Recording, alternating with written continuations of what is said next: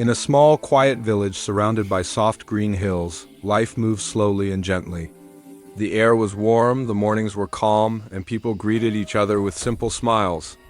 In this peaceful place lived Mira, a young mother known for her kind heart and gentle voice. She wasn't rich, but she carried a warm light inside her, one that made others feel safe. Every day she worked hard, cared for her little son, and tried to stay hopeful even when life felt heavy. Little did she know a great test was about to come her way. One evening, as the sun was slowly hiding behind the hills, Mira noticed her neighbor, Old Ratan, sitting alone outside his small hut. His shoulders were low, and his eyes looked tired and lost. He usually smiled at everyone, but today his face was full of worry. Mira walked closer and gently asked, "Ratanji, are you okay?" The old man sighed deeply. "My hands are weak now," he whispered. "I cannot work in the fields like before.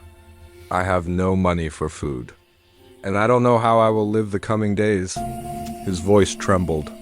His heart was heavy with fear, and he felt completely alone. Mira felt the sadness in his words, and it touched her deeply. Mira sat beside Old Ratan and spoke softly. Like a mother calming a child, "Ratanji," she said, "life tests all of us, but we must not lose our hearts." Then she shared a small story her own mother once told her. "When I was a little girl," Mira began, "there was a woman in our village who lost everything in a storm: her home, her crops, even her animals. Everyone thought she would break. But instead, she planted one small seed in the soil the very next morning. People asked her, 'Why plant now?' 'You have nothing left,' she smiled and said, 'because hope is the only thing the storm could not take.'" Mira looked at Ratan with warm, steady eyes. "You are not alone," she said gently. "Your strength is still inside you. And when life tests you, that is when you must hold hope even tighter." Old Ratan listened quietly, and something soft began to move inside his heart. He lifted his head a little, as if a small light had touched him. The next morning, instead of sitting alone in sadness, he walked slowly to his little garden. His hands still shook, but he tried. He pulled out a few weeds. He watered the dry soil.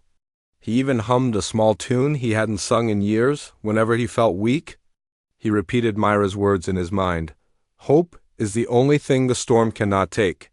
Little by little, his thoughts began to change. Weeks passed, and small green plants slowly began to rise from Ratan's garden.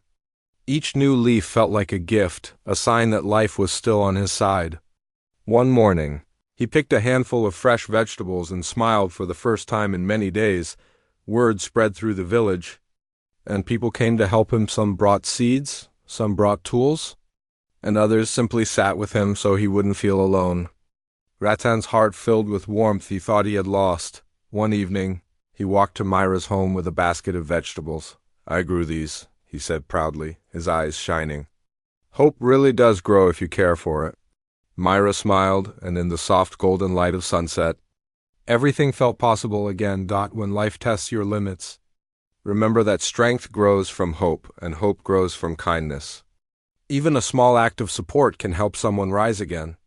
Positive thinking does not change the world in one day, but it can change a heart in one moment, and that is where all change begins. Instead of saying, "I cannot," he started whispering, "Maybe I can try." And every small step made his heart feel a little stronger. Asterisk.